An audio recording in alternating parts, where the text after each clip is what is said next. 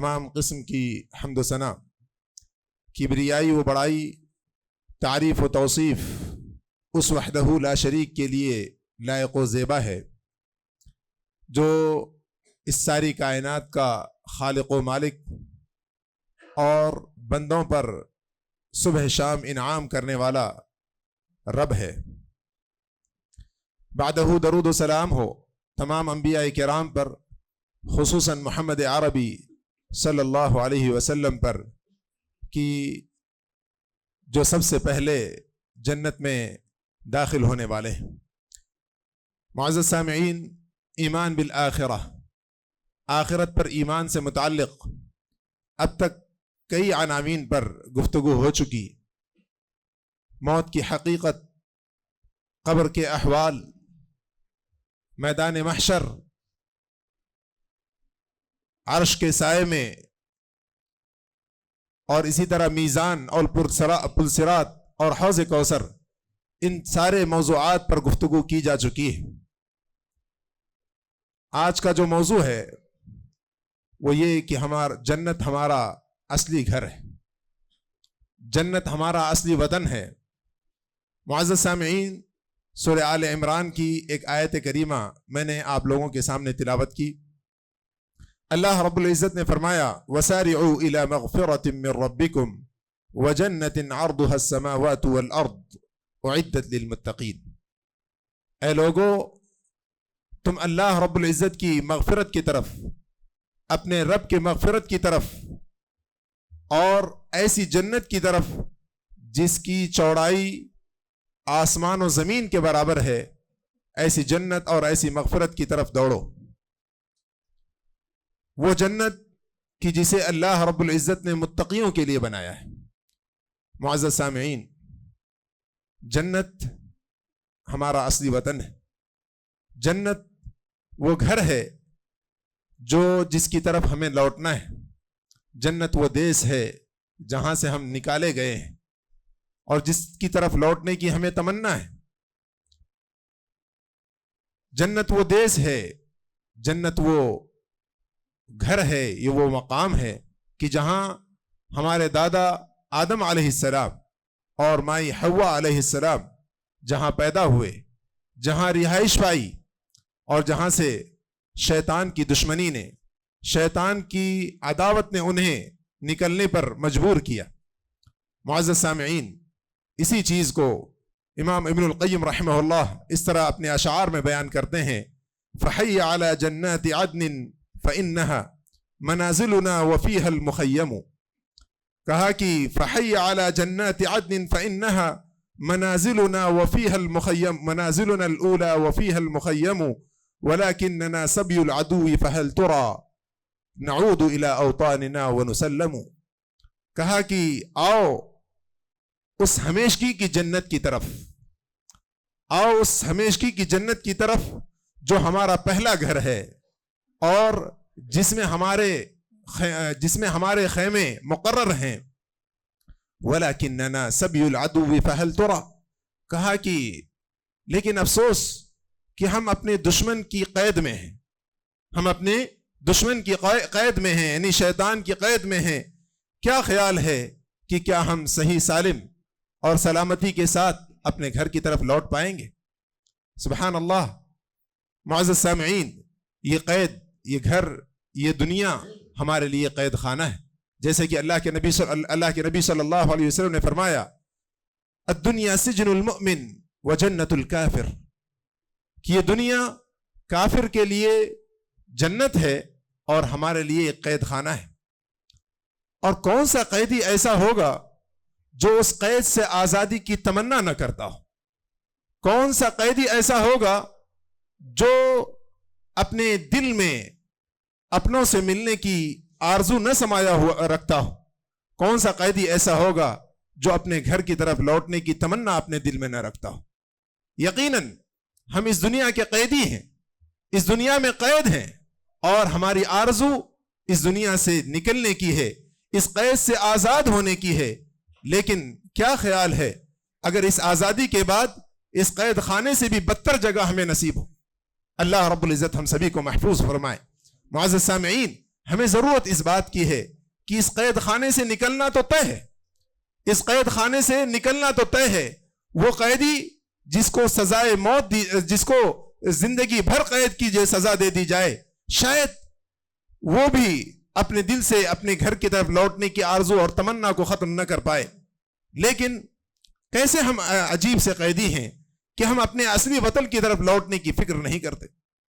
کیسے عجیب جو ہے کیسے عجیب ہم قیدی ہیں کہ جسے اپنے آبا و اجداد کی وراثت اور اپنے باپ دادا کے گھر کی طرف لوٹنے کی تمنا ہمارے دلوں میں جاگتی نہیں اور خواہش اور تڑپ ہوتی نہیں۔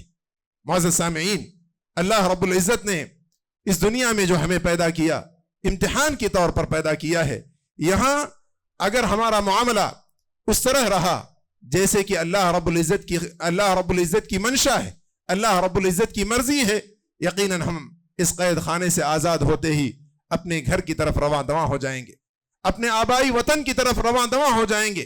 اور اگر ہم نے اس مختصر سی دنیا میں دل لگا لیا، جیسے کہ اللہ کے نبی صلی اللہ علیہ وسلم نے فرمایا کہ یہ مسلمانوں پر، مومنوں پر، امت محمدیہ پر ایک وقت ایسا بھی آئے گا کہ ساری امتیں ایسے ٹوٹی پڑیں گی گویا کہ وہ کھانے کی طرف ایک دوسرے کو بلا رہے ہوں، دسترخوان کی طرف ایک دوسرے کو بلا رہے ہوں۔ صحابہ کرام نے سوال کیا، اے اللہ کے نبی صلی اللہ علیہ وسلم، کیا اس وقت مسلمان قلت میں ہوں گے، کم تعداد میں ہوں گے؟ اللہ کے نبی صلی اللہ علیہ وسلم نے فرمایا نہیں، ان کی تعداد، مسلمانوں کی تعداد، امت محمدیہ کی تعداد اس وقت سمندر کے جھاگ کے برابر ہوگی۔ صحابہ کرام نے تعجب کیا کہ آخر اس کے باوجود یہ کیسے ہوگا کہ امت محمدیہ اس وقت ذلت و خواری میں ہو اور ساری امتیں ان پر ٹوٹی پڑ رہی ہوں۔ اللہ کے نبی صلی اللہ علیہ وسلم نے فرمایا تھا، حب الدنیا و کراہیت الموت، حب الدنیا و کراہیت الموت، اس دنیا کی محبت انہیں کھا جائے گی، موت سے ڈر ان کے دل میں جو ہے پیدا ہو چکا ہوگا۔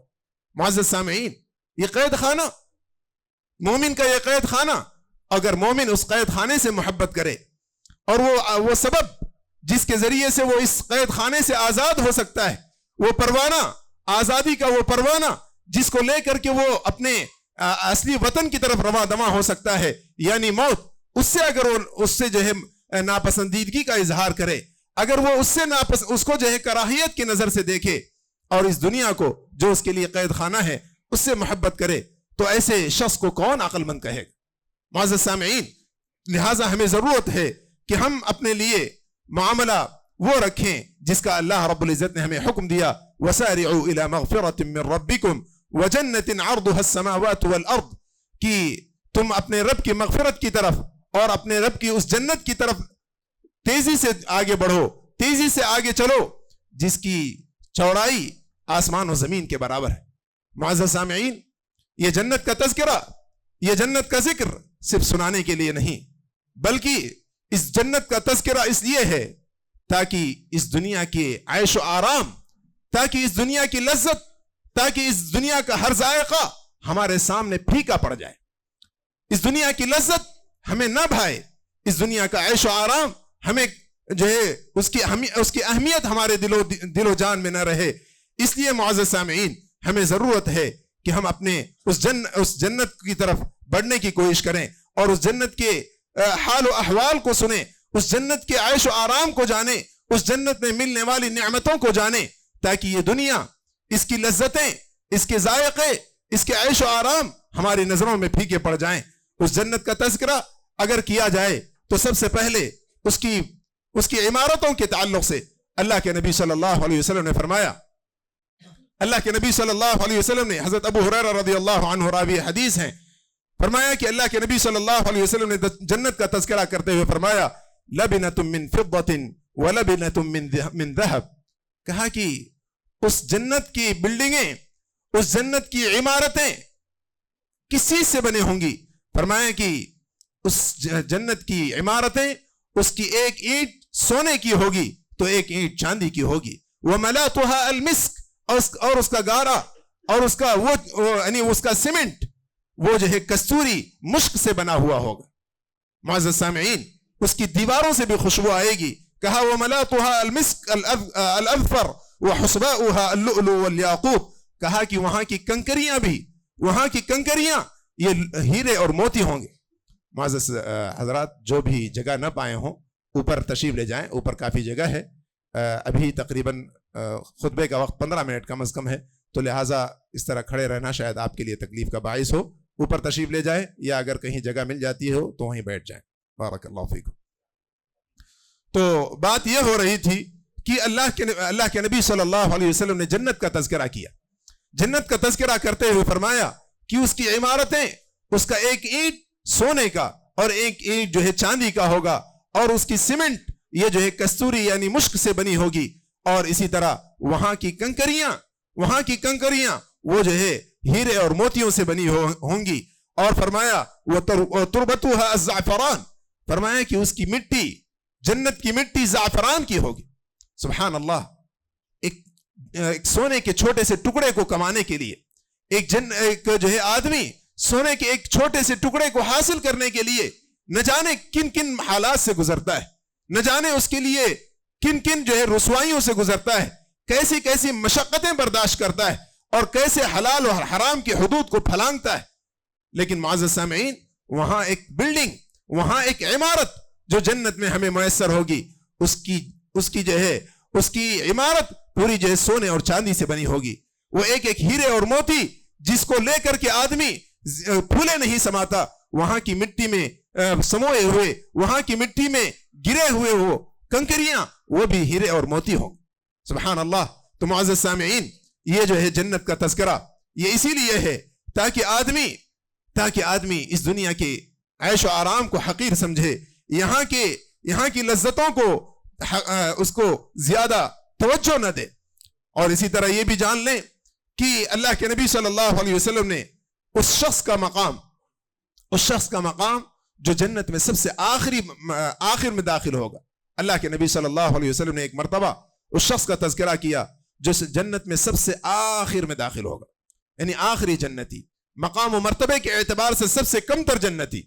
اللہ کے نبی صلی اللہ علیہ وسلم نے فرمایا کہ میں ایک ایسے شخص کو جانتا ہوں، انی لأعلم آخر اہل النار خروجا منہا، کہا کہ میں ایک ایسے شخص کو جانتا ہوں جو جہنم سے سب سے آخر میں نکلے گا اور جنت میں سب سے آخر میں داخل ہوگا، جو جنت کا سب سے کم تر جنتی ہوگا۔ اس کا تذکرہ کرتے ہوئے اللہ کے نبی صلی اللہ علیہ وسلم نے فرمایا رجل یخرج من النار حبوا، کہا کہ اس کے اعمال ایسے ہوں گے کہ وہ جہنم سے نکالا جائے گا، لیکن وہ جنت کی طرف تیزی سے نہیں بڑھ سکے گا، گھسٹتے ہوئے، اپنے رانوں کے بل گھسٹتے ہوئے وہ جنت کی طرف آگے بڑھے گا۔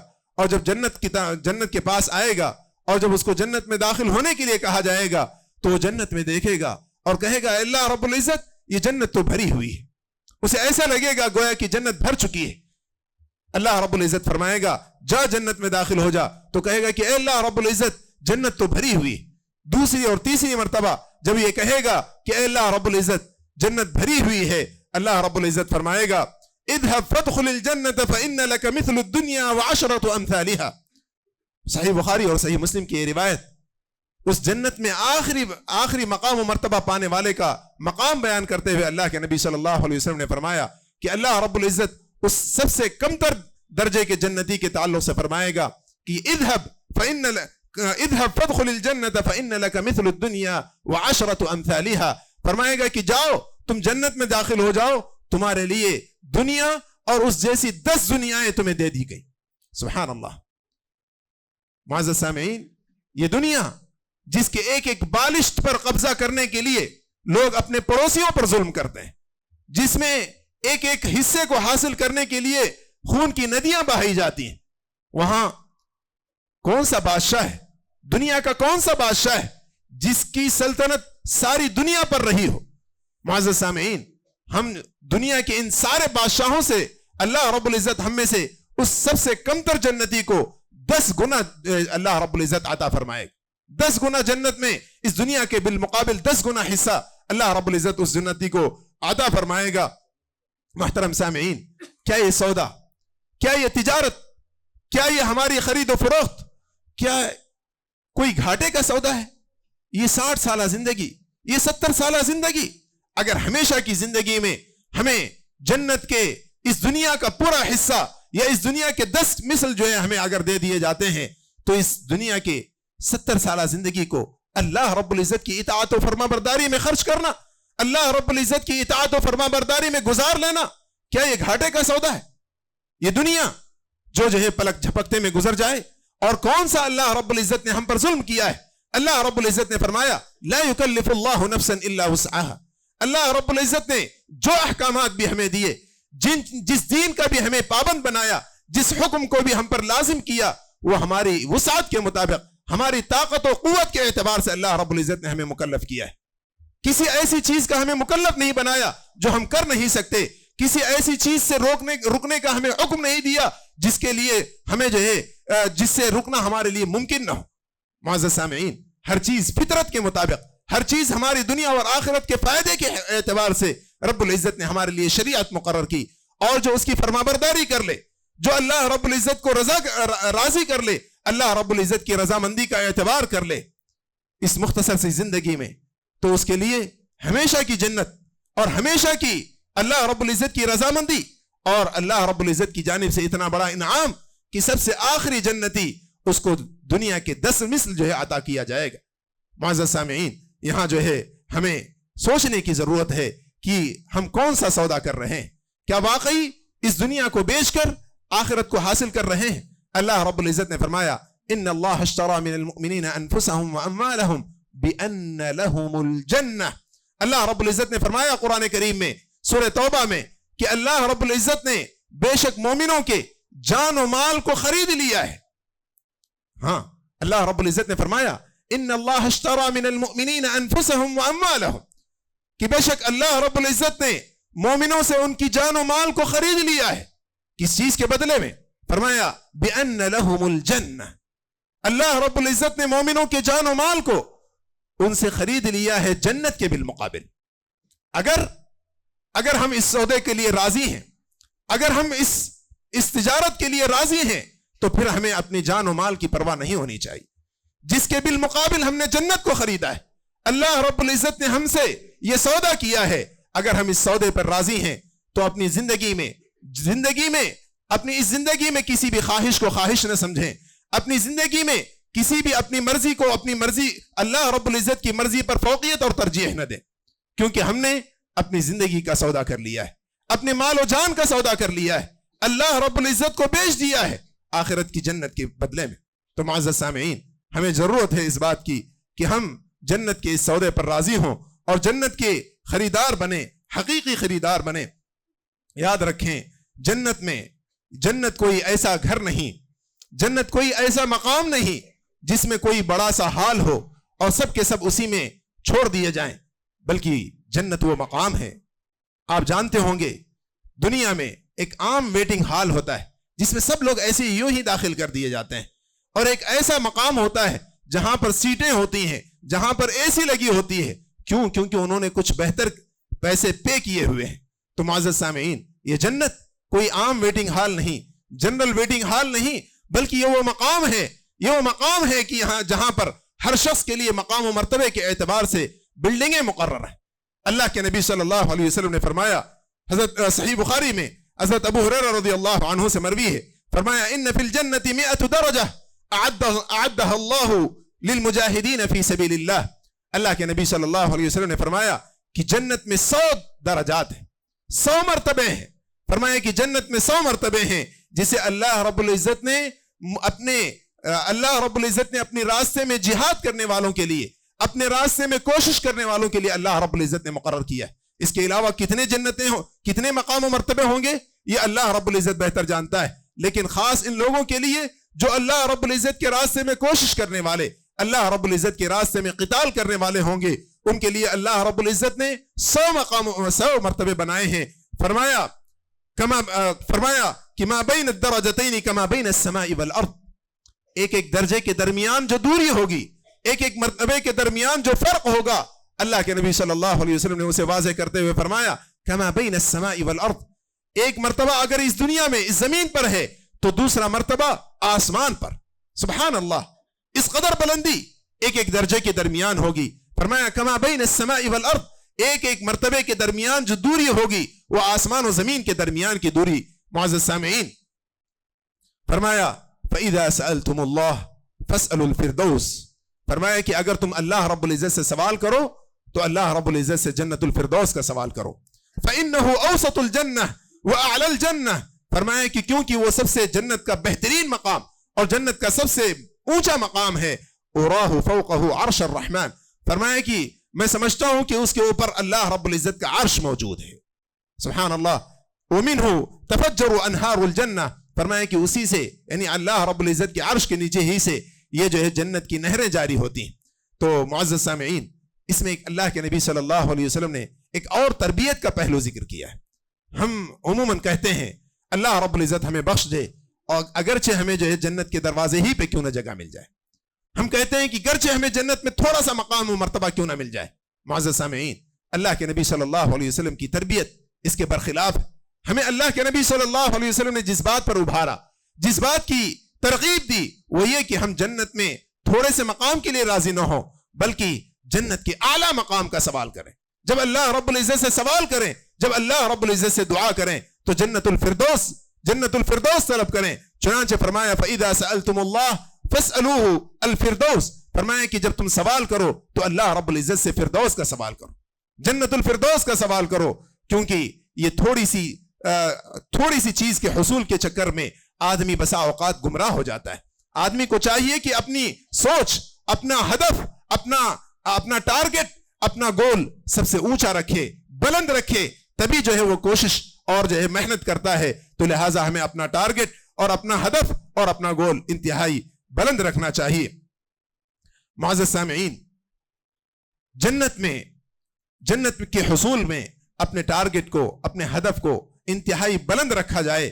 اس سلسلے میں حضرت ابو بکر صدیق رضی اللہ عنہ کا وہ واقعہ جس میں حضرت ابو بکر صدیق رضی اللہ عنہ کے سامنے جب یہ بات اللہ کے نبی صلی اللہ علیہ وسلم نے وضو کا ذکر کیا یا کسی اور موقع پر وضو کا ذکر کیا اور دعا کا ذکر کیا کہ جو شخص وضو کرے اور اس کے بعد اللہ جو دعا سکھائی گئی وہ دعا پڑھے تو کہا کہ ادخلہ اللہ الجنت علی ما کان من العمل من الجنت الثمانیت ایہا شاء. کہا کہ جو شخص یہ وضو کرے اور دعا پڑھے تو اللہ رب العزت اس کے لیے جنت کے 8 دروازے کھول دیتے ہیں. اور اسی طرح ایک اللہ کے نبی صلی اللہ علیہ وسلم نے حضرت ابو بکر صدیق رضی اللہ عنہ کے سامنے جب اس بات کا ذکر کیا کہ جنت کے 8 دروازے ہیں تو حضرت ابو بکر صدیق رضی اللہ عنہ نے یہ سوال کیا کہ اللہ کے نبی صلی اللہ علیہ وسلم کیا کوئی ایسا بھی ہوگا جو جنت کے 8 دروازوں سے داخل کیا جائے یا جنت کے 8 دروازے سے اسے بلایا جائے؟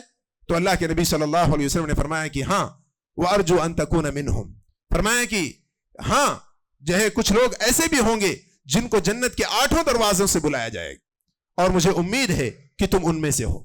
معزز سامعین، اللہ کے نبی صلی اللہ علیہ وسلم نے یہ نہیں فرمایا کہ جنت کے 8 دروازوں سے صرف تمہیں بلایا جائے بلکہ فرمایا کہ ان لوگوں میں سے تم بھی ہو. تو لہٰذا ہمیں کوشش کرنی چاہیے، ہمارے اپنے اعمال کو اس درجے تک پہنچانے کی ضرورت ہے کہ ہمیں جنت کے ہر دروازے سے پکارا جائے. جنت میں کس چیز کا دروازہ ہے؟ جنت کے ایک دروازے کا نام باب الصلاح، ایک دروازے کا نام باب الریان، اور اسی طرح باب التائبین، باب الذکر، اور اسی طرح جو ہے مختلف جو ہے دروازوں کے نام ہیں، باب الصدقہ.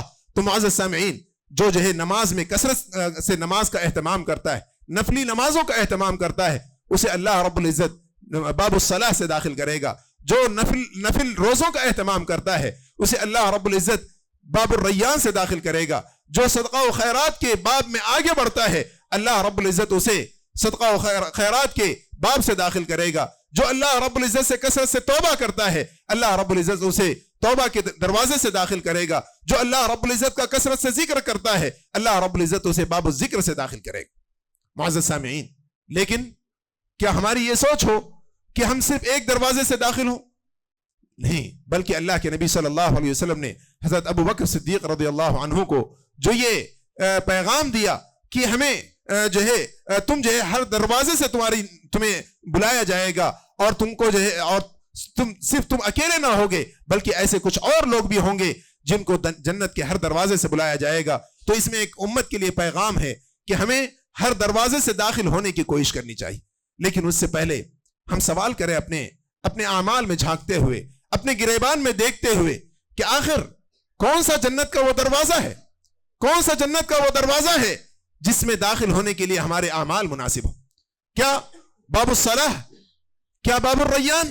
کیا باب الصدقہ؟ کیا باب الذکر؟ کیا باب التوبہ؟ کون سا دروازہ ہے جس سے ہم داخل ہونے کے مستحق ہیں؟ معزز سامعین، ہمیں ضرورت ہے اس بات کی کہ ہم اپنے اعمال کے تعلق سے غور کریں، اپنی عاقبت کے تعلق سے سوچیں، اپنی آخرت کی تیاری کریں۔ یقیناً یہ دنیا آخرت کی تیاری ہی کے لیے مقرر ہے۔ معزز سامعین، یاد رکھیں، اگر اسلام کے کسی بھی عمل پر عمل کرتے ہوئے اگر ہمیں مشقت ہوتی ہے، اگر ہمیں تکلیف ہوتی ہے، ہمیں ناگوار گزرتا ہے، وہ عمل ہمارے دل کو ناپسند ہوتا ہے، تو یاد رکھیں اللہ کے نبی صلی اللہ علیہ وسلم نے فرمایا حفت الجنت بالمکارہ، کہ جنت تو گھیری گئی ایسی چیزوں سے جو ناپسندیدہ ہوں، جس کا کرنا ہمارے لیے مشقت اور پریشانی کا سبب بنے۔ وحفت النار بالشہوات، اور شہوتوں سے، خواہشوں سے جہنم کو گھیرا گیا ہے۔ اگر ہم اپنی خواہشوں کے دلدل میں پھنسے ہوئے ہیں، اگر ہم اپنے خواہشوں کے راستے پر چل رہے ہیں، یاد رکھیں وہ راستہ ہمیں جہنم میں پہنچائے گا۔ اور اگر ہم اسلام پر عمل کر رہے ہیں، دین پر عمل کر رہے ہیں، اللہ رب العزت کی رضامندی کو حاصل کرنے میں لگے ہوئے ہیں، اور اس سلسلے میں ہمیں تکلیف ہوتی ہے، اس سلسلے میں ہمیں پریشانی کا سامنا کرنا پڑتا ہے، اس سلسلے میں ہمیں ہمارے دل کو مارنا پڑتا ہے، یاد رکھیں یہی وہ راستہ ہے جو ہمیں جنت تک پہنچائے گا۔ معزز سامعین، اور جنت میں پہنچنے کے بعد کیا ہماری دنیا کی یہ پریشانیاں ہمیں یاد رہیں گی؟ کیا جنت میں پہنچنے کے بعد یہ دنیا میں جس نے پریشانیاں جھیلی ہوں گی، فقر و فاقہ کے اعتبار سے، بیماریوں کے اعتبار سے، اور دیگر مشکلات اور مصیبتوں کے اعتبار سے دین میں جو اس نے پریشانیاں جھیلی ہیں، کیا اس کو وہ یاد رہیں گی؟ ہرگز نہیں۔ اللہ کے نبی صلی اللہ علیہ وسلم کی یہ حدیث بھی سنتے چلیں۔ اللہ کے نبی صلی اللہ علیہ وسلم نے فرمایا وَيُؤْتَى بِأَشَدِّ النَّاسِ بُؤْسًا فِي الدُّنْيَا مِنْ أَهْلِ الْجَنَّةِ، اللہ کے نبی صلی اللہ علیہ وسلم نے فرمایا کہ آخرت میں جنت کے قیامت کے دن سب سے زیادہ پریشان، دنیا میں جس کو سب سے زیادہ پریشانی رہی ہوگی، جس کو سب سے زیادہ تکلیف میں جو شخص رہا ہوگا، اس شخص کو لایا جائے گا۔ فرمایا وَيُؤْتَى بِأَشَدِّ النَّاسِ بُؤْسًا فِي الدُّنْيَا مِنْ أَهْلِ الْجَنَّةِ، جنتیوں میں سے وہ شخص جس نے دنیا میں سب سے زیادہ تکلیف اٹھائی ہوگی، سب سے زیادہ پریشانی اٹھائی ہوگی، اس کو بلایا جائے گا۔ فَيُسْبَغُ صُبْغَةً فِي الْجَنَّةِ، اور اس کو جنت کی نہر میں ایک ڈبکی لگائی جائے گی، اس کو ایک مرتبہ اس کو جو ہے ڈال کر نکال لیا جائے گا۔ اس کے بعد پوچھا جائے گا فَيُقَالُ لَهُ يَا ابْنَ آدَمَ هَلْ رَأَيْتَ بُؤْسًا قَطُّ هَلْ مَرَّ بِكَ شِدَّةً قَطُّ، کہ اے آدم کے بیٹے ذرا یہ تو بتاؤ کہ کیا تمہیں دنیا میں کوئی پریشانی لاحق ہوئی؟ کیا دنیا میں تمہیں کوئی مصیبت تم کو جو ہے لاحق ہوئی؟ تو بندہ کیا جواب دے گا؟ جنت میں ایک ڈبکی لگائی گئی، جنت کی نہر میں ایک مرتبہ ڈبو کر نکالا گیا، جنت میں کی ایک ڈبکی اس کو دنیا کی ساری مصیبتیں بھلا دے گی، اور وہ بندہ کہے گا لا واللہ یا رب، اللہ کی قسم کھاتے ہوئے کہے گا۔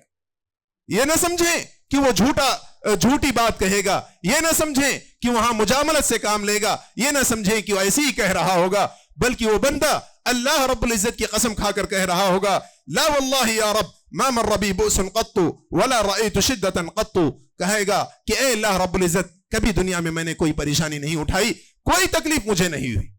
معزز سامعین، لہٰذا یہ 60 سالہ زندگی، یہ 70 سالہ زندگی جیسے بھی ہو گزر جائے گی، تکلیف میں ہو یا خوشی میں، غمی میں ہو یا مصیبت میں، کسی بھی حالت میں گزر جائے گی، لیکن اگر گزر جائے تو یہ ان ساری مصیبتوں کا مداوع جنت کی ایک ڈبکی، جنت کے نہر میں ایک مرتبہ ڈوبنا، یہ ساری چیزوں کو بھلا دے گا۔